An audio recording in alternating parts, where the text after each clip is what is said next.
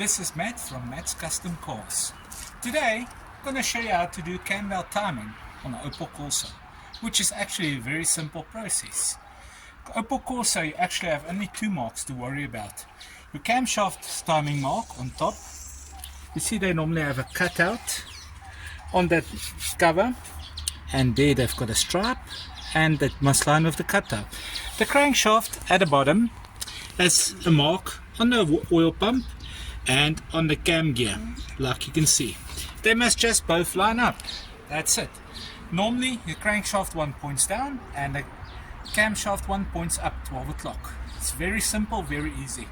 You can even have the camshaft 180 degrees up, pointing towards the crank, or both of them pointing towards each other on an Opel Corsa, because it runs on wasted spark with a pickup and oil packs. That's that. That's basically a very simple, easy little card.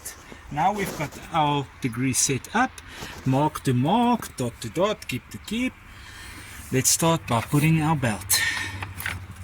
Like I say, it's actually a simple little car when you do the belt.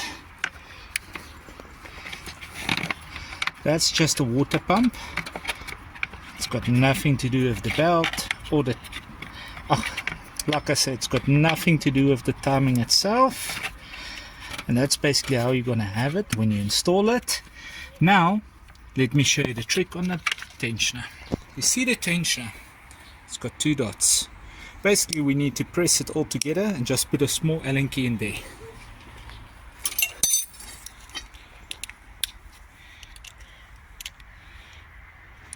Okay. Just find a small Allen key to lock it in place, or even a nail. Okay.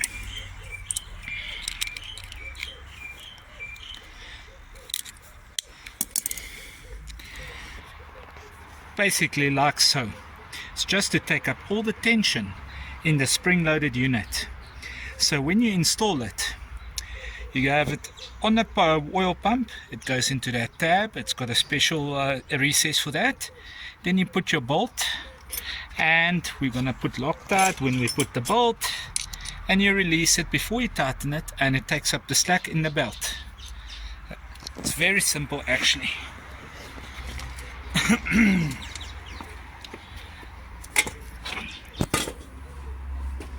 Okay, just get it in there. Like I say, it's not rocket science. Just line it up. But also, that's basically how the setup's gonna look. Now we'll just tighten down the bolt and take out the pin, and it will take up the tension, and the timing should be perfect. Like you see, I put some thread locking glue on the tensioner bolt to ensure it doesn't come out under operation. Let me install it.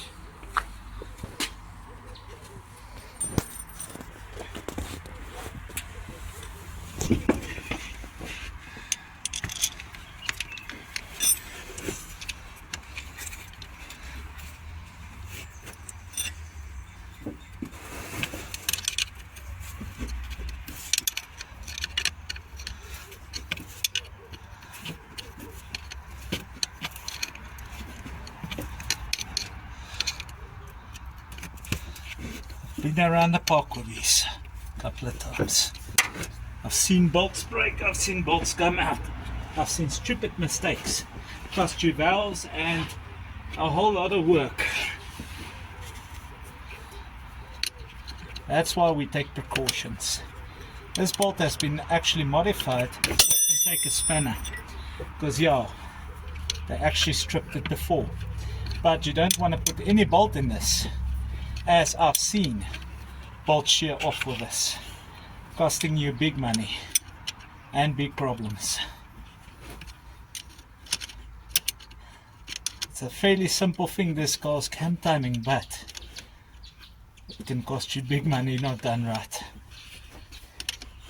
That's why we decided to make a video of the cam timing.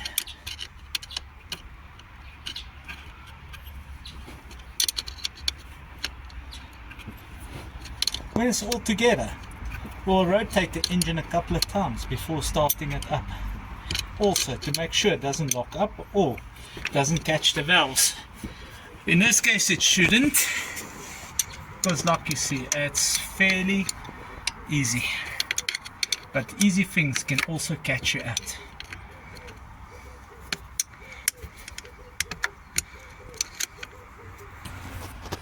Okay, now we pull out our pin. There we go, taking up the slack. Our timing is still perfect. How does it look on top? Still perfect. Our bout is nice and tight. That's it. That should be sufficient. Let's start putting back the covers. Okay, now that we've got the belt on, let's rotate the engine just to make sure. You always want to double check your work in a certain way.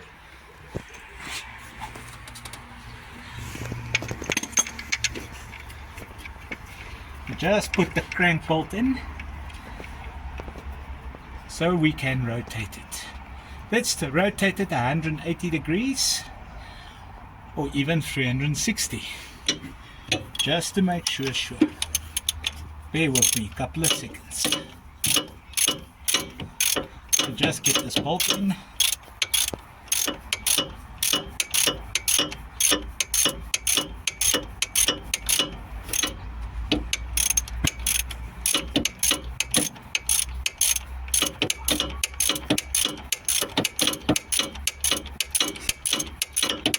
Wacht net, laat hom lock.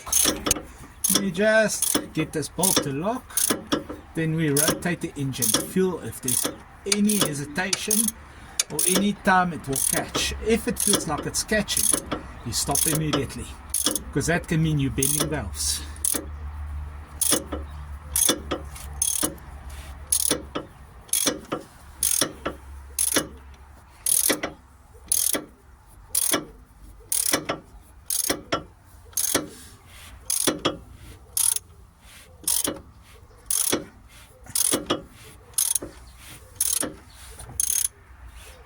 Actually turning nicely, eh?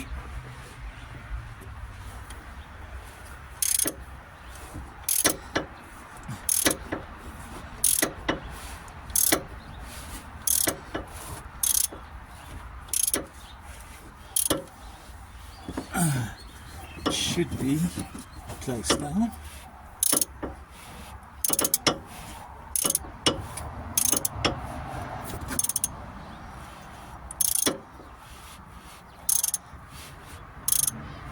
Right, back to its marks. Let's check on top. On top, perfect. On the bottom, perfect. Now we can start putting the covers back and start assembling and finish it.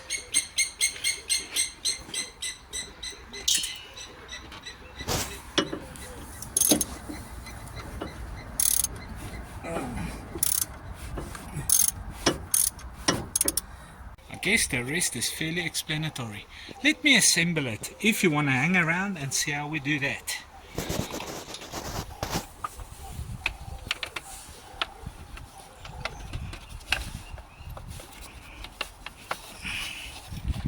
Okay, let me just get the nuts and bolts and I'll put that in.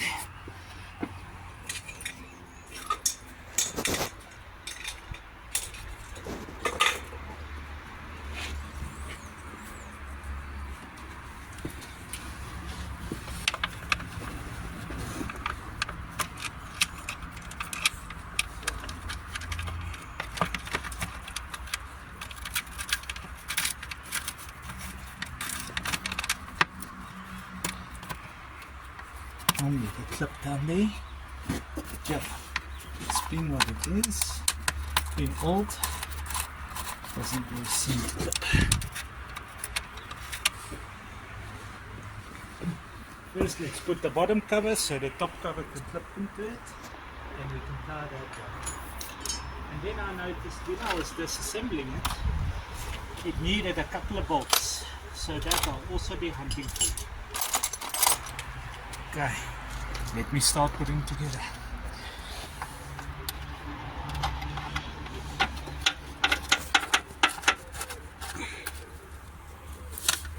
Unwrap that now.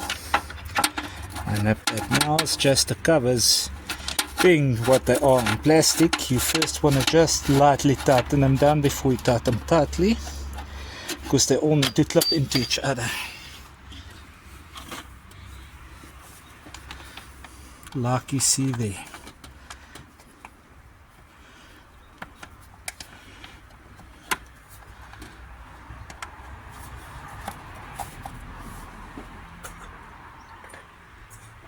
This one had that ugly nut on top here when we stripped it, and one was missing.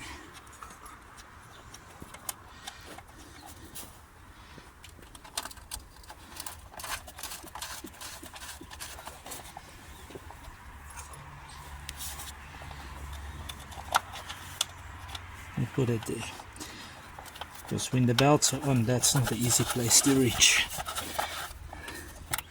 We'll get that one just now.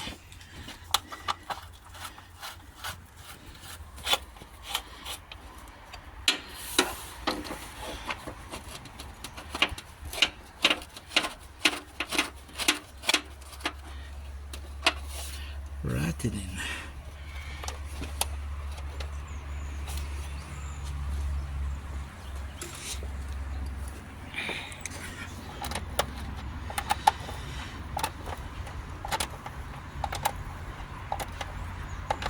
And then one bolt to find. Okay, I'll nip it just now.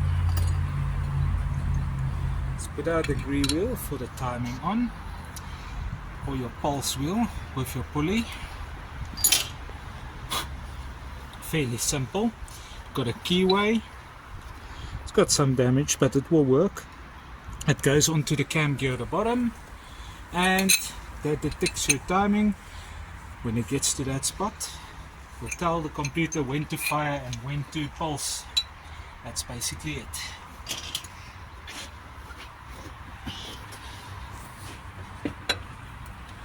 I know some people call it a pulse wheel, some people call it a 60-2, some people, there's different lingos, but it's actually a pulse wheel.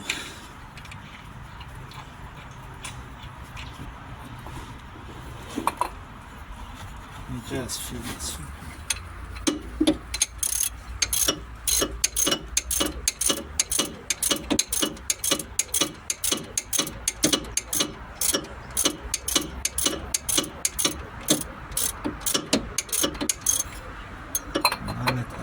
Now fill it nicely and line it, because it can mess you around on the time inside.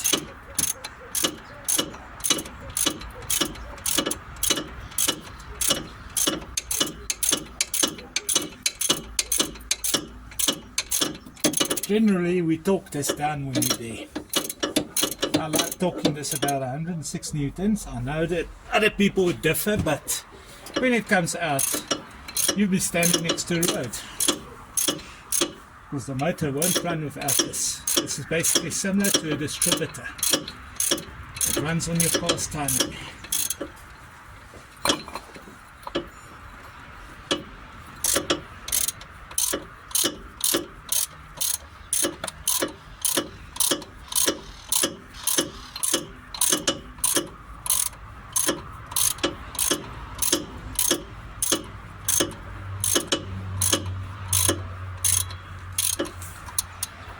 Sure.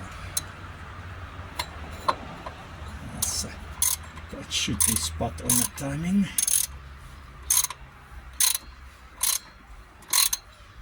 Let me just double check.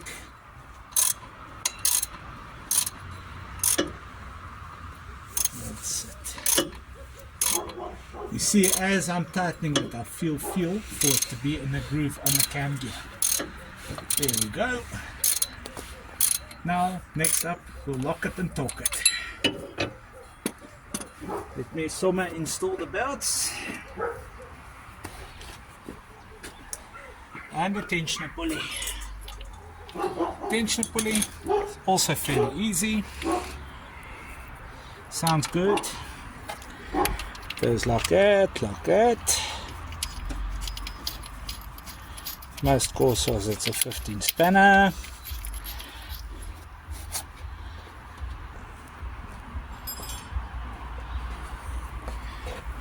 And when you put the belt, you actually can pull it like so, so you release the tension and slip over the belt. Let's do that. You just get it in there. Luckily this Corsa doesn't have the other setup. Just see if I remember. I remember something like that. Just make sure the pegs are in the grooves of the pulleys. There we go. Then comes the fun bit. Gonna have to do that from the bottom. That's probably. No, might be able to manage from the top. There we go. Okay, and now I can also nip it and tighten it while it's there.